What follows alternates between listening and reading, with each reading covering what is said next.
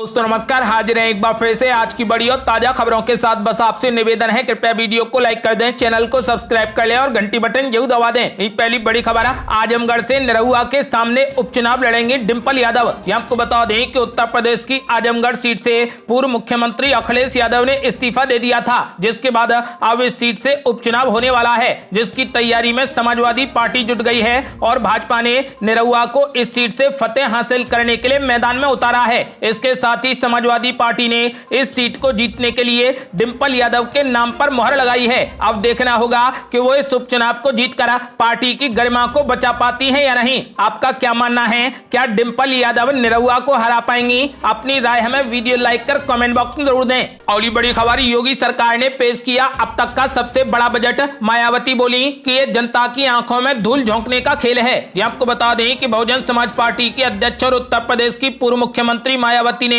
विधानसभा में योगी सरकार द्वारा पेश वर्ष 2022-23 के बजट को घिसा पिटा और जनता की आंखों में धूल झोंकने वाला करार दिया है। इससे पहले सपा प्रमुख अखिलेश यादव ने भी कहा कि यूपी की भाजपा सरकार के पिछले 5 साल में जनता को सिर्फ धोखा मिला है। उसका ये छठा बजट भी आंकड़ों का मकड़ जाल है। ये बजट तो छठा है, लेकिन इस बजट में सब कुछ घटा है। दरअसल बसपा सुप्रीमो मायावती ने कहा कि उत्तर प्रदेश के करोड़ों लोगों के जीवन में थोड़े अच्छे दिन लाने के लिए कथित डबल इंजन की सरकार द्वारा जो बुनियादी कार्य प्राथमिकता के आधार पर किए जाने चाहिए थे, वे कहां किए गए। स्पष्ट है कि नियत नहीं है तो फिर वैसी नीति कहां से बनेगी। जनता की आंखों में धूल झोंकने का खेल कब तक चलेगा। आपको बता दें कि उत्तर प्रदेश की योगी आदित्यनाथ सरकार के दूसरे कार्यकाल का पहला बजट आज विधानसभा में पेश कर दिया गया। वित्तीय वर्ष 2022-23 के लिए 6,15,518 करोड़ रुपए का बजट पेश किया गया है। यह उत्तर प्रदेश का अब तक का सबसे बड़ा बजट है। अगली बड़ी खबर, कांग्रेस ने निकाली भाजपा के राष्ट्रवाद की काट। कांग्रेस में हुए कई तरीके के बड़े बदलाव।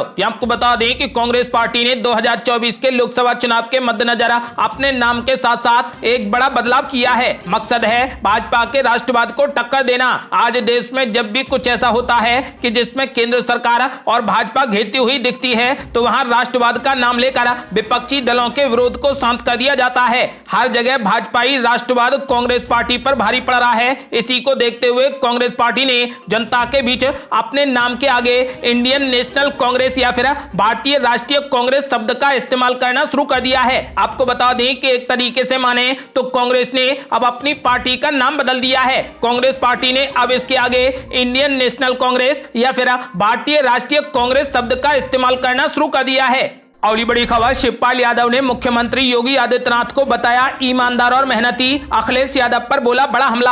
आपको बता दें कि प्रगतिशील समाजवादी पार्टी के मुखिया शिवपाल सिंह यादव ने उत्तर प्रदेश के मुख्यमंत्री योगी आदित्यनाथ की जमकर सराहना करते हुए उन्हें ईमानदार और मेहनती बताया है। इसके साथ ही उन्होंने परोक्ष रूप से उन पर तंज कसते हुए कहा कि कोविड-19 महामारी के दौरान सदन के सभी सदस्यों और अन्य लोगों का सहयोग लिया होता तो स्थिति को बेहतर तरीके से संभाला जा सकता था। इस दौरान शिवपाल सिंह यादव द्वारा मुख्यमंत्री योगी आदित्यनाथ की जमकर तारीफ किए जाने पर भाजपा के सदस्यों ने मेज थपथपाकर उनका स्वागत किया। हालांकि इसी दौरान प्रसपा चीफ ने भाजपा सरकार के नारे का हवाला देते हुए उस पर तंज भी किया। उन्होंने कहा कि वादे के मुताबिक तो सबका साथ और सबका विकास है, लेकिन सरकार ने सबका सहयोग नहीं लिया। उन्होंने कहा कि मुख्यमंत्री तो संत हैं, योगी हैं, योग का मतलब सबको जोड़ना होता है। प्रगतिशील समाजवादी पार्टी के मुखिया शिवपाल सिंह यादव ने कहा कि मुख्यमंत्री योगी आदित्यनाथ विपक्ष का सहयोग लेकर ही उत्तर प्रदेश को नई ऊंचाइयों तक ले जा सकते हैं। साथ ही उन्होंने विपक्ष पर भी तंज कसते हुए कहा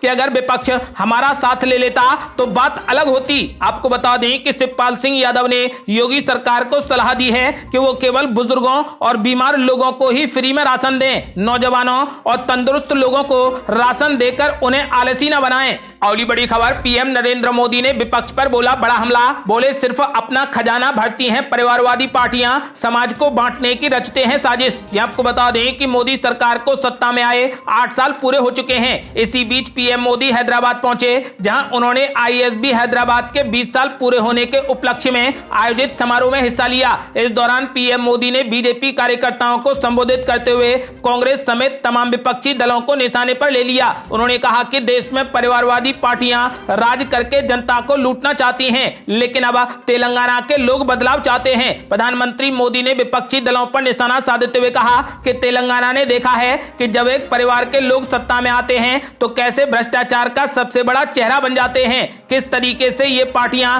सिर्फ अपना विकास करती हैं और अपने रिश्तेदारों की तिजोरियां भरती हैं। इन परिवारवादी पार्टियों को गरीब की कोई भी चिंता और परवाह नहीं होती। इनकी राजनीति सिर्फ यही है कि एक परिवार लगातार सत्ता पर कब्जा करके लूटता रहे, इसलिए ये लोग समाज को बांटने की साजिश रचते हैं। पीएम मोदी ने आगे कहा कि परिवारवाद की वजह से देश के युवाओं को, देश की प्रतिभाओं को राजनीति में आने का अवसर भी नहीं मिलता। परिवारवाद उनके हर सपने को कुचलता है और उनके लिए हर दरवाजे बंद करता है। इसलिए आज 21वीं सदी के भारत के लिए परिवारवाद से मुक्ति एक संकल्प भी है और एक नैतिक आंदोलन भी है। यहाँ ये परिवारवादी पार्टी हटी है, वहां विकास के रास्ते खुले हैं। इस अभियान को आगे बढ़ाने की जिम्मेदारी तेलंगाना की है। भाजपा की लड़ाई तेलंगाना के भविष्य के लिए है। इस दौरान पीएम मोदी ने यूपी के मुख्यमंत्री योगी आदित्यनाथ का भी जिक्र किया। उन्होंने कहा कि मैं तेलंगाना की इस धरती से उत्तर प्रदेश के मुख्यमंत्री योगी आदित्यनाथ जी को भी बधाई देता हूं।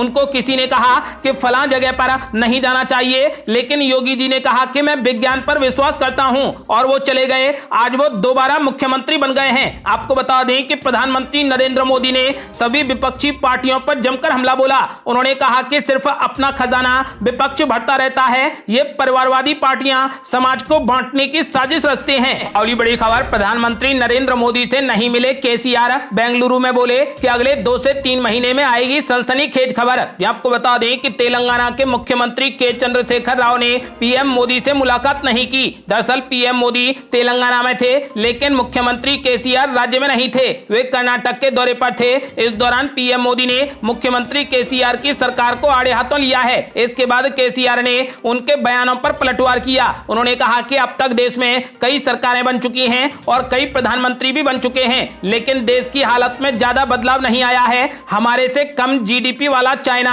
आज $16 ट्रिलियन की अर्थव्यवस्था बन गई है, जबकि हमारे देश में आज $5 ट्रिलियन का सपना दिखाया जा रहा है। उन्होंने कहा कि अगर देश में मन से काम किया जाए तो हम अमेरिका से भी बड़ी अर्थव्यवस्था बन सकते हैं। बेंगलुरु में बोलते हुए उन्होंने कहा कि वादा बहुत किए जाते हैं, लेकिन सच्चाई यह है कि उद्योग बंद हो रहे हैं, महंगाई बढ़ रही है, पहली बार इतिहास में बहुत बड़ी गिरावट आ चुकी है। मैंने पूर्व पीएम एचडी देवेगौड़ा और कर्नाटक के पूर्व मुख्यमंत्री एचडी कुमारस्वामी ने राष्ट्रीय और कर्नाटक राजनीति के मुद्दे पर चर्चा की है। चंद्रशेखर राव ने महागठबंधन का संकेत देते हुए कहा कि इस तरीके के मोर्चे को लेकर अगले 2 से 3 महीने में एक सनसनीखेज खबर आएगी। आपको बता दें कि फिलहाल मुख्यमंत्री केसीआर तीसरा मोर्चा बनाने की तैयारी में है। अगली बड़ी खबर, ज्ञानवापी मामले में साध्वी प्राची ने दिया विवादित बयान। कहा, जो लोग बहन और बेगम में अंतर नहीं जानते हैं वो फव्वारे और शिवलिंग में अंतर की बात करते हैं। ये आपको बता दें कि यूपी के वाराणसी की ज्ञानवापी मस्जिद में मिले शिवलिंग का मामला तूल पकड़ता जा रहा है। इस बीच बरेली में हिंदुवादी नेता साध्वी प्राची ने विवादित बयान देते हुए कहा कि जो लोग बहन और बेगम में अंतर नहीं जानते हैं वो फव्वारे और शिवलिंग में अंतर की बात करते हैं। इसके साथ ही उन्होंने कहा कि जब 400 साल पहले बिजली नहीं थी तो फव्वारा क्या फूंक मारकर चलाते थे। वहीं साध्वी प्राची ने कहा कि जैसे राम मंदिर बन रहा है वैसे ही ज्ञानवापी, मथुरा, कुतुब मीनार और ताजमहल भी बनेगा। इसके साथ ही उन्होंने कहा कि जो लोग खुदा से डरते थे वो लोग अब खुदाई से डर रहे हैं। साध्वी प्राची ने कहा कि मुगलों ने हमारे मंदिरों को तोड़ा था, जबकि ज्ञानवापी मस्जिद में शिवलिंग के ऊपर वजू किया जा रहा था, हाथ धोए जा रहे थे और कुल्ला किया जाता था। इन लोगों के संस्कार गंदे हैं, ये लोग हमेशा षड्यंत्र करते हैं। साथ ही उन्होंने कहा कि षड्यंत्र के तहत इन्होंने ज्ञानवापी मंदिर पर कब्जा किया था। ज्ञानवापी का ये लोग अर्थ नहीं जानते हैं। साध्वी प्राची ने असदुद्दीन ओवैसी पर निशाना साधते हुए कहा कि ओवैसी देश में गृह युद्ध कराना चाहते हैं, जांच एजेंसियों को ओवैसी पर नजर रखनी चाहिए। वहीं राहुल गांधी के बयान पर भी उन्होंने निशाना साधा, जिसमें उन्होंने कहा था कि बीजेपी केरोसिन डालने का काम कर रही है। साध्वी प्राची ने कहा कि 1984 में कांग्रेस ने नरसंहार करवाया था। साथ ही कहा कि राहुल गांधी को जनता ने नकार दिया है, क्योंकि उनकी गतिविधियां हमेशा देश विरोधी रहती हैं। इसके साथ ही साध्वी प्राची ने यूपी सदन में अखिलेश यादव के खराब व्यवहार को लेकर कहा कि मुख्यमंत्री योगी आदित्यनाथ और उप मुख्यमंत्री केशव प्रसाद मौर्य संस्कारी और बेहद विनम्र हैं। अखिलेश यादव की उप मुख्यमंत्री पर टिप्पणी उनके संस्कारहीनता का परिचय देती है। पूरे देश और प्रदेश में अखिलेश यादव के बयान की आलोचना हो रही है। साध्वी प्राची ने विवादित बयान देते हुए कहा कि जो लोग बहन और बेगम में अंतर नहीं जानते हैं वो फव्वारे और शिवलिंग में अंतर की बात करते हैं। साध्वी प्राची ने साफ कर दिया है कि जैसे राम मंदिर बन रहा है वैसे ही ज्ञानवापी, मथुरा, कुतुब मीनार और ताजमहल भी बनेगा। और बड़ी खबर, कानपुर और आगरा में दौड़ेगी मेट्रो, वाराणसी में बनेगा इंटरनेशनल क्रिकेट स्टेडियम। योगी सरकार ने बजट में किया बड़ा ऐलान। आपको बता दें कि उत्तर प्रदेश की योगी आदित्यनाथ सरकार ने दूसरे कार्यकाल का पहला बजट पेश कर दिया। वित्त मंत्री सुरेश खन्ना ने वित्त वर्ष 2022-23 के लिए 6,15,518 करोड़ 97 लाख रुपए के बजट में कई बड़े ऐलान किए हैं। आपको बता दें कि मुख्यमंत्री योगी आदित्यनाथ ने कानपुर मेट्रो रेल के लिए 747 करोड़ रुपए, आगरा मेट्रो रेल के लिए 597 करोड़ रुपए, दिल्ली गाजियाबाद मेरठ कॉरिडोर के लिए 1306 करोड़ रुपए का बजट रखा है। आपको बता दें कि मुख्यमंत्री योगी आदित्यनाथ ने बजट पेश करने के बाद कहा कि उत्तर प्रदेश के लोगों की आकांक्षाओं के मुताबिक ये बजट तैयार किया गया है। हमने गरीबों को गरीब कल्याण कार्ड जारी करने का भी प्रस्ताव रखा है। निराश्रित महिला पेंशन की राशि अब 300 रुपए से बढ़ाकर 1000 रुपए कर दी गई है। इसके लिए बजट 1812 करोड़ रुपए से बढ़ाकर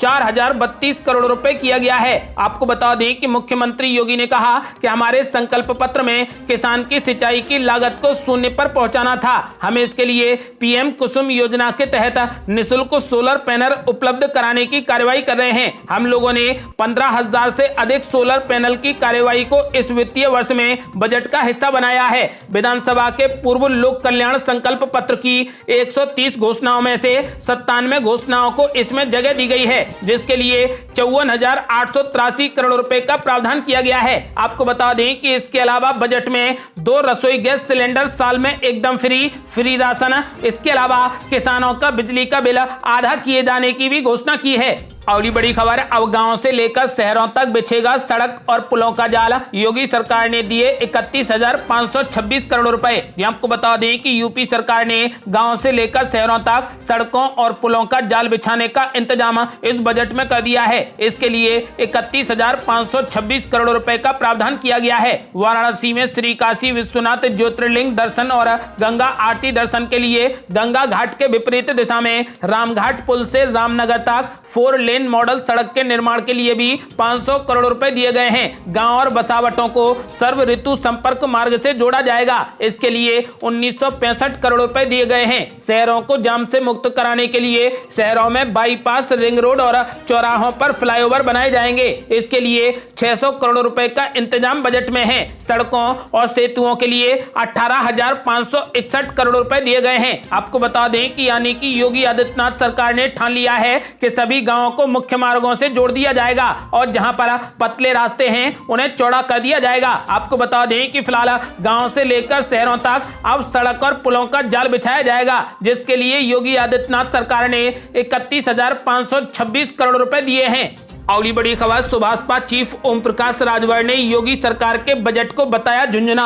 आपको बता दें कि उत्तर प्रदेश विधानसभा में योगी सरकार के दूसरे कार्यकाल का बजट पेश किया गया। मुख्यमंत्री योगी आदित्यनाथ ने जहां पर वित्त मंत्री सुरेश खन्ना की ओर से पेश किए गए बजट की तारीफ की, तो सपा अध्यक्ष अखिलेश यादव, बसपा सुप्रीमो मायावती और सुभाषपा चीफ ओम प्रकाश राजभर ने इसकी जमकर आलोचना की। ओम प्रकाश राजभर ने कहा कि बजट में सिर्फ सरकारी विभागों पर मेहरबानी दिखाई गई है, गरीबों के लिए नहीं। उन्होंने बजट को झुंझुना बताया है। ओम प्रकाश राजभर ने कहा कि आज उत्तर प्रदेश सरकार द्वारा विधानसभा में बजट पेश किया गया। बजट झुंझुना मात्र है। प्रदेश की जनता को ठगने और छलने के लिए सरकारी विभागों पर तो दिल खोलकर मेहरबानी दिखाई गई है, जबकि धरातल पर गरीब, शोषित, दलित के लिए नाम मात्र की भी सहानुभूति दूर दूर तक इस बजट में दिखाई नहीं पड़ती है। आपको बता दें कि फिलहाल उन्होंने इस बजट को झुंझुना मात्र करार दिया है। अगली बड़ी खबर, टूटने की कगार पर था समाजवादी पार्टी और आरएलडी का गठबंधन।